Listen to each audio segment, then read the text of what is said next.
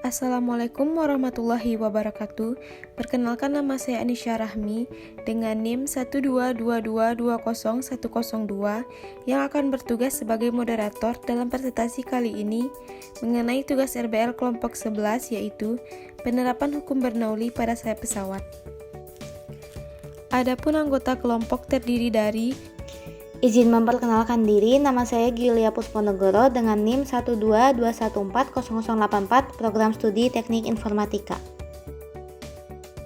Perkenalkan, nama saya Anisya Rahmi dengan NIM 122220102 dari Prodi Perencanaan Wilayah dan Kota. Perkenalkan, nama saya Mestika Rahma dengan NIM 122220106 dari Prodi Perencanaan Wilayah dan Kota. Halo semuanya, izin memperkenalkan diri, nama saya Zidan Raihan dengan NIM 122140100 Program Studi Teknik Informatika. Izin memperkenalkan diri, nama saya Christopher Benai Tampu Bolon dengan NIM 122140090 dengan Prodi Teknik Informatika.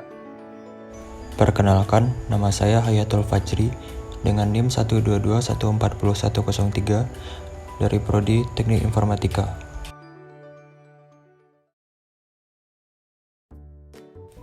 Baiklah, di sini kami akan menjelaskan tentang yang pertama, kenapa pesawat bisa terbang, yang kedua, hubungan hukum Bernoulli dengan gaya angkat pesawat terbang, yang ketiga, hukum penerapan hukum Bernoulli. Selanjutnya, penyampaian materi, saya persilakan kepada Mestika untuk menjelaskan materi yang pertama.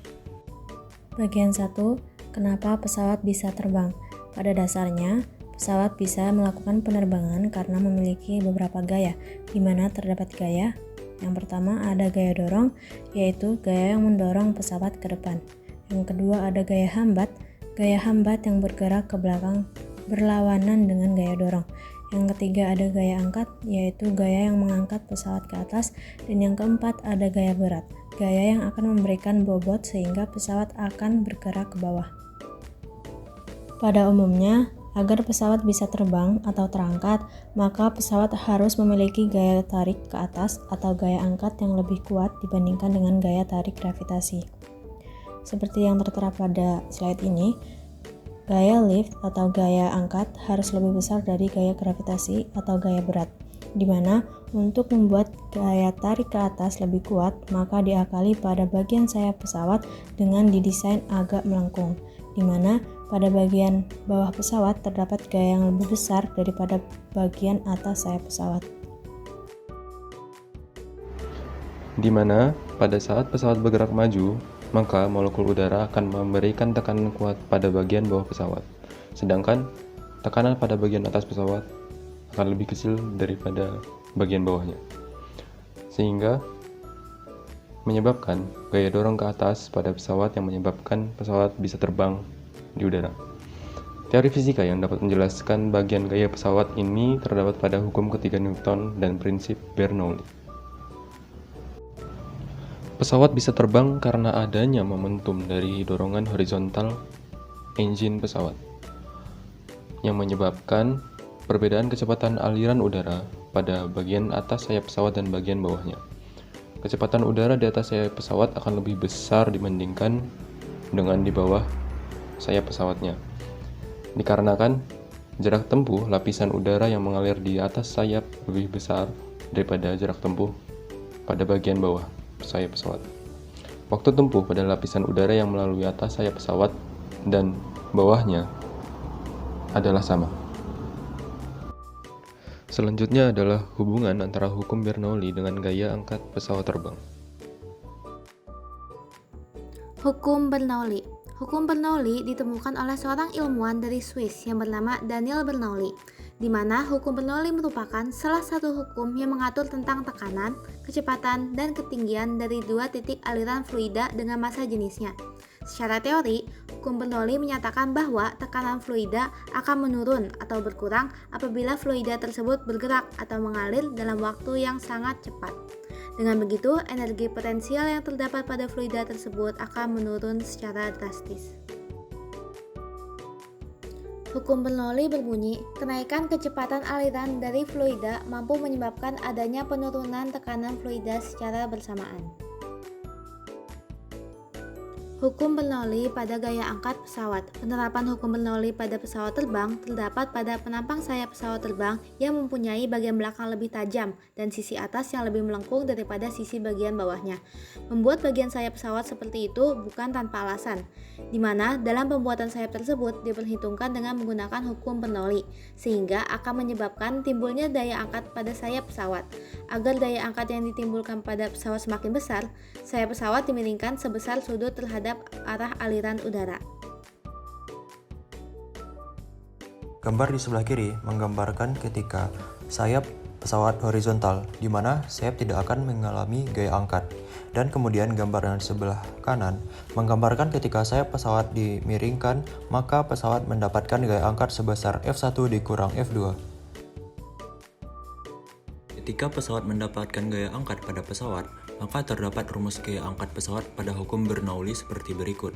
F1 sama dengan P1 AF2 sama dengan P2 AF1 kurang F2 sama dengan setengah rho buka kurung V2 kuadrat dikurang V1 kuadrat tutup kurung A. Dan ketika pesawat sudah berada pada ketinggian tertentu dan akan mempertahankan kelajuannya, maka akan mengalami hal seperti di rumus berikut.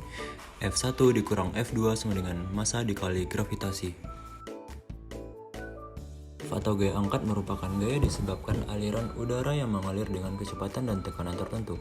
Lift tegak lurus terhadap aliran yang terjadi pada benda. Aliran yang mengalir pada sayap pesawat akan melengkung ke bawah mengikuti airfoil sayap pesawat di kedua sisinya. Aliran tersebut menyebabkan pesawat dapat terbang.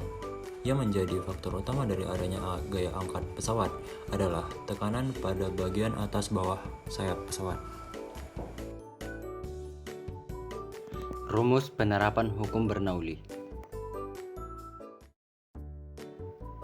Rumus hukum Bernoulli yaitu F1 dikurang F2 sama dengan setengah rho A dikali F2 kuadrat dikurang F1 kuadrat. Keterangan F1 dikurang F2 yaitu resultan gaya angkat pesawat terbang. A yaitu luas penampang sayap pesawat. F1 yaitu kecepatan udara di bagian bawah sayap. F2 yaitu kecepatan di udara di bagian atas sayap. Rho yaitu massa jenis fluida. Kelebihan dan kekurangan alat yang digunakan yaitu kelebihan yang pertama, alat yang digunakan sederhana dan mudah ditemukan di sekitar. Yang kedua, harga bahan dan alat relatif lebih murah. Kekurangannya yaitu yang pertama, alat dan bahan mudah rusak.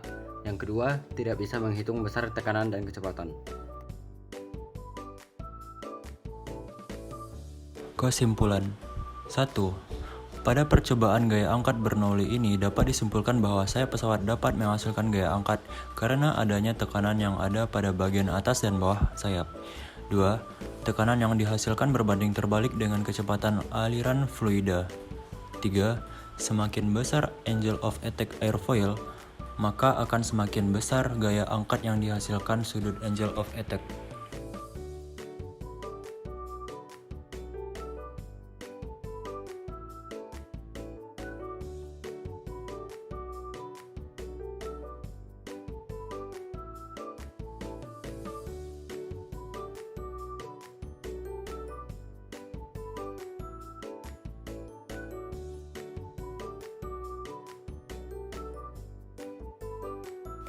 Sekian dari kelompok kami. Kalau ada kesalahan dan kekurangan mohon dimaafkan. Assalamualaikum warahmatullahi wabarakatuh.